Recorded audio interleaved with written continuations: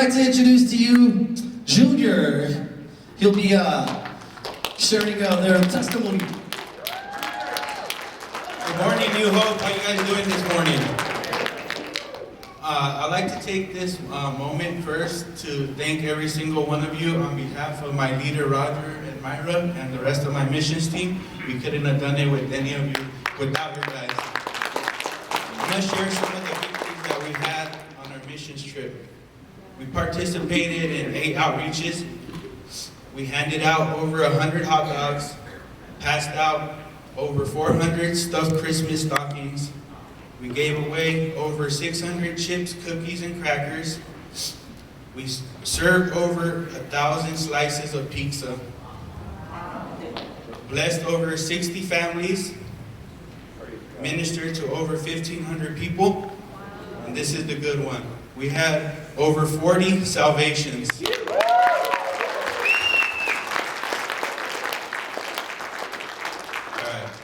I'm going to ask beautiful Julianne to come up here and join me. Going to get a little bit more in depth and have her share some of her testimony with us. How are you doing this morning? Doing good, thank you. All right. Number one, what actually made you decide to come to our missions trip this time around?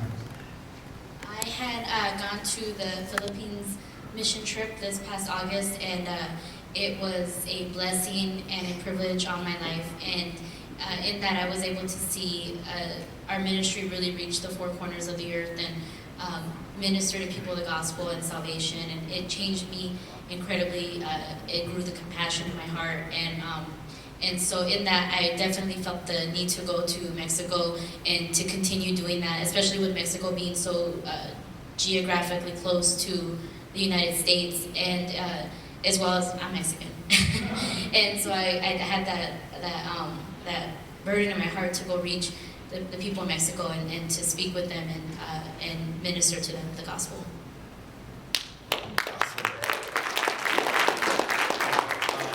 What was a challenge or some challenges that you encountered on this trip? When I said speak, I struggle communicating Spanish. I'm not 100% fluent, and it's an area where I'm not confident in, or was not confident in. And so going to Mexico, I knew beforehand that it was going to be an area of being incredibly stretched. And it was, while I was out there. It was definitely one of the biggest challenges, for sure. And how did you overcome that challenge? Jesus. There's a lot of prayer beforehand and throughout, because I knew it was going to be a struggle and an area that I would have to come across and overcome. And so it was a lot of prayer, and put me in a place to be super dependent on God, super dependent on His confidence being put in me to overcome the insecurity of that I don't speak it perfect, and it's not my first language, and but there was times where we were walking with Roger and Chantel, and we were praying for people and getting salvation, and it was a life and death thing, to step up and to speak to them and to minister to them in their language, and to do so confidently because their lives depended on it, their salvation, their needs, their hopes, and they needed to be communicated to in their language.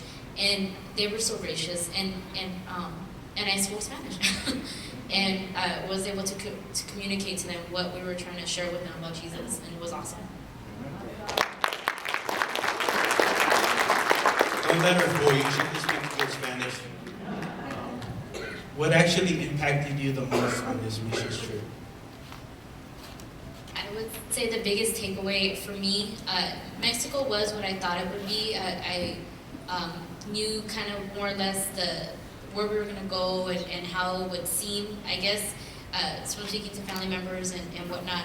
And so I expected that. What I did not expect was Skid Row, and how Skid Row is Skid Row, and it has been and will be. And it's grown, the space, the land that it takes up in LA. And so that was really hard to see and accept that this is a permanent state in our country. Skid Row is permanent, and that's super sad, because it's in America, we're so prosperous, we have so much. And to know that there's people living like that and it's just accepted. And but I was encouraged because Dream Center, when we go out there, like, oh, we're from the Dream Center, and we're coming with them, and they're like, yeah, we know who you are, and they're here all the time, and you guys are always here, and thank you. And so they knew Dream Center, and they were confident in Dream Center's consistency in their community, consistency to provide not just food and stuff, but prayer and hope and encouragement. And that encouraged me that that cannot be easy to go out there every day, but they have maintained that consistency to the community.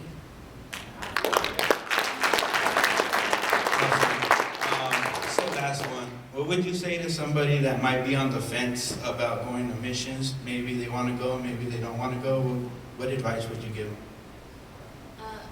My best advice is to just do it. If you have even an inkling to do a local mission, if you even want to just ask us questions, and they may seem random, or maybe, whatever the case may be, if you have any sort of inkling to go, to sign up for local, to ask us questions, do it. Just do it, because God put that in your heart, and that's not something that you should ignore. It should be obedient. As believers, we should be obedient in that inkling in our heart, and to step out. And it may start with the local mission, and that's great and wonderful, and God's going to grow you from there. And it could be a out-of-country mission, for sure. So just do it. That would be my advice. Sign up, ask us questions, do it.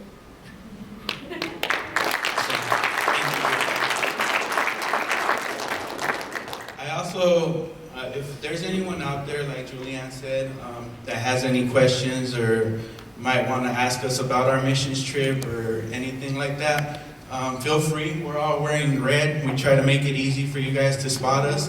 So we'll all be out in the foyer, all 3 services. Any questions? There's no dumb questions. Just ask us. We'd like to have all of you join us on our missions team. So I look forward to having some of you guys come join us on our next missions trip. And thank you again.